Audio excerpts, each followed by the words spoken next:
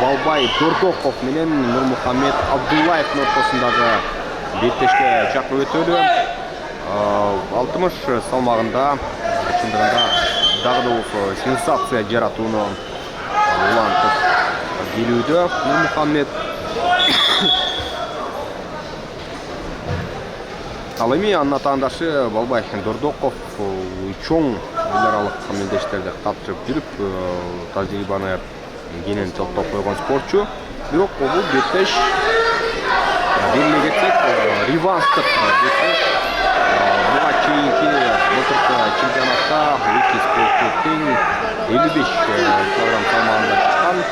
Жана ошол салмакта чемпионатта биз эки сенсацияны көргөнбүз. Бири Нурмухаммед жаратса, экинчиси көрсөткөн. Бакыт Сардар Конушбаевди жарым финалда жеңген Нурмухаммед ошол Балбай Дордоковду утуп алып финалга чыгып кетти. Андан ары 55 салмагында Нурмухаммед чемпион аталган. Быйыл мынтип 60 килограммга көтөрүлүп отурат. Өзүңүздөр көргөндөй жана жаңы салмак, жаңы категория. Ура спортчулар менен күрөшүп Нурмухаммед аябай аралашкан финалга чейин жеткенди. Жол берет ага Нурмухаммедке, анткени бойлуу спортчу. Жете калса, эгер массаны ала бере турган болсо 67 чейин деле менимче жете турган спортчу. Бирок азыр эми көрө туралы бул салмактагы беттешин биринчи болуп активдүүлүктү Балбай Дордоков алды. Балбай Дордоков партерден жасай алабы Нурмухаммедке каршы. Даярдап үйдө көтөрүүгө камыныш жатат. Бирок Нурмухаммед жаман эмес. Азыр Балбай бул жерден жасаш керек. Эгер деле жасай албасаң да финалдык күрөш коркунучта болот. Калыс үйдө тургузду тараптарды. Мына эми Нурмухаммед дагы ылдамдыкты өөрчүтүүгө бул 3 мүнөттүк убакыт бүткөнчө укпай алууга аракетин кылып көрөбү же баягы эле чоң күрөштөрдөгүдөй тактиканы колдонобу, күтүп олтуруп экинчи бөлүккө жетип барабы, аяктан активдүүлүктү алабы туралы. Эки спортчу айтор бири-бирин жакшы билген балбандардан. Балбай Дордоковду биз ошол эле дүйнөлүк деңгээлдеги күрөштөргө чыгып келгендигинен улам билебиз.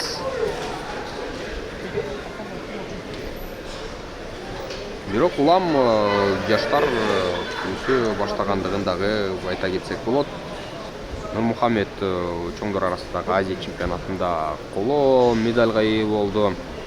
Бирок 55 килограмм салмагында өзүңүздөр билгендей чоң жыйынтык болуп өзүн көрсөткөн. Ал эми Балбай Дордоковдун жетишкендиктерин айтсак, 23 жашка чейинкилер арасындагы дүйнө чемпионатына катышып, коло медальды алган спортчу.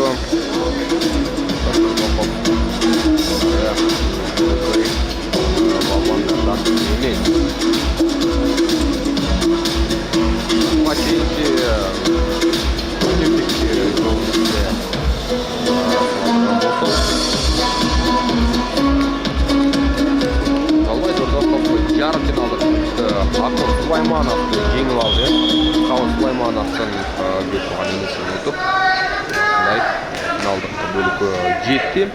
Ал эми анын каршылашы Нурмухаммед Абдуллаев жарым финалда Куттубек Абдукерим уулун утуп алды. Болгондо дагы жоламан жок кезде анын үстүнө Нурмухаммед үчүн бул салмак жаңы болгондон кийин Куттубек күчтүүрөөк болушу керек эле. Бирок Нурмухаммедке жеңилип калды дагы. Ал 3-чү орунга ээ болгондугун белгилей кетели. Активдүүлүк үчүн азыр Нурмухаммед Балбай Дордоков аны бербегенге Çetin çatıp bırak da pasiflik hazır. Şimdi kalstar bakasanızlar. Bir upay Nurmuhamed'e sustırdı. Partiyadan Jasay turgan. Şart koyup Nurmuhamed jana buga çeyin Dordokov Jasay algan jok. Al эми Nurmuhamed işke aşıra alabı. Çok bayqайлы. Астынақтағы жаңырды. Жерден жасама бойынша Чевер жана атандасын қайра қоя беріп жіберді. Бирок ошентсе дагы 2 ұпайға Нурмухамед ээ болду. 3-1 есеп. 3-1. Дагы 2 минут убакыт бар. Андыктан азыр алдын ала Абдуллаев жеңди деп айтууга болбойт. Ал эрте Дордоков негизи үйдө туруп күрөшүүдө ыкмаларды жасап бермей дагы бар.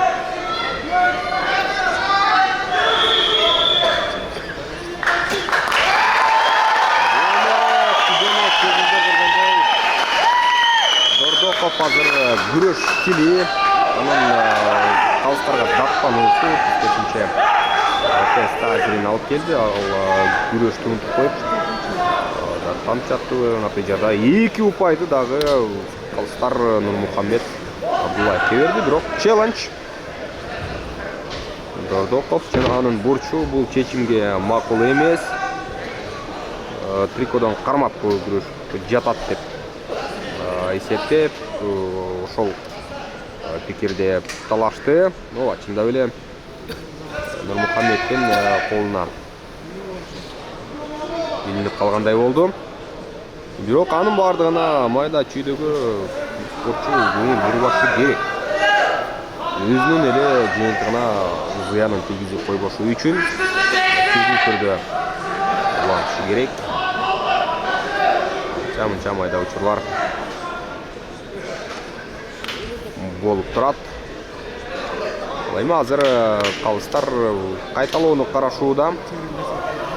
Дагы атайын Нурмухамед кийине кармап күрөшкөн бул жокчу. Аны аныкташат, челлендж ыргытылган.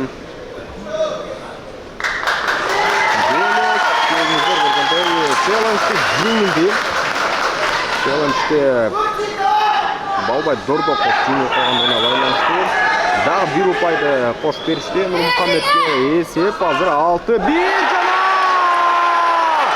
Балбай Дордоков азыр 4 упайды алды. 4 упай. 6-5.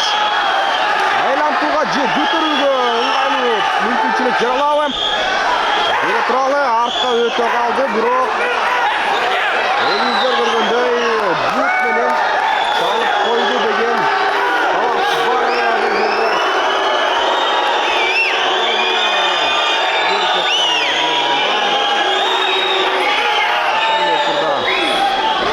Дордоковдун максаттуулары бутунун чалган жок деп эсептелди. Кайталоодон байкасак, бутту кошкон Балбай.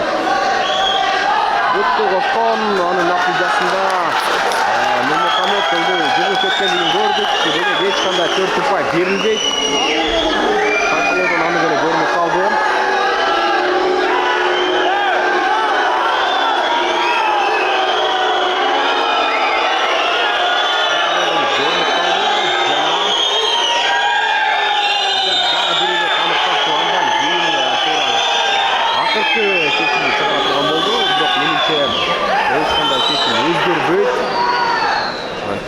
Балбаев сол буту менен илип андан ары жек койгондугун биз көрө алдык. Эгер бул 4 упай берилип турган болсо, анда Балбай үчүн чоң мүмкүнчүлүк жара алмак.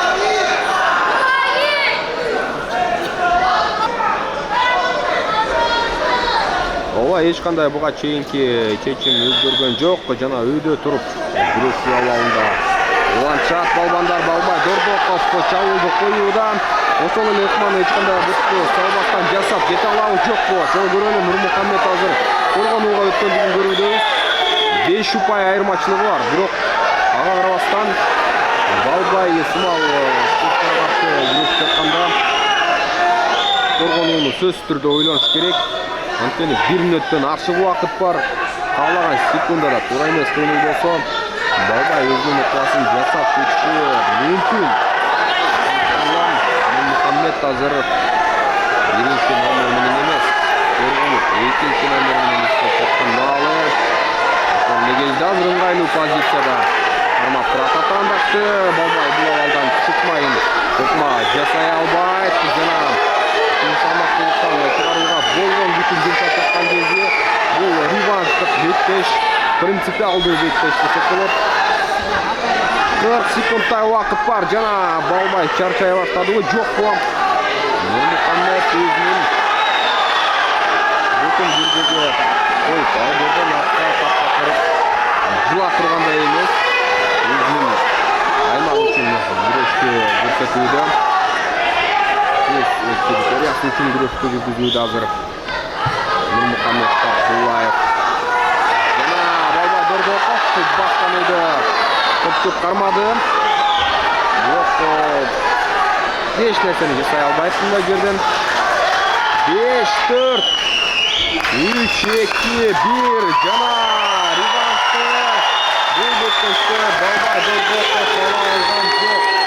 Өзүнө жаңы эсептелген алтын килограмм салмагында Мухаммед Абдуллаев өлкө чемпиону аталууда. Бул беттеште жеңишке болду 60 кг салмак категория чемпиону Абдуллаев Нурмухаммед.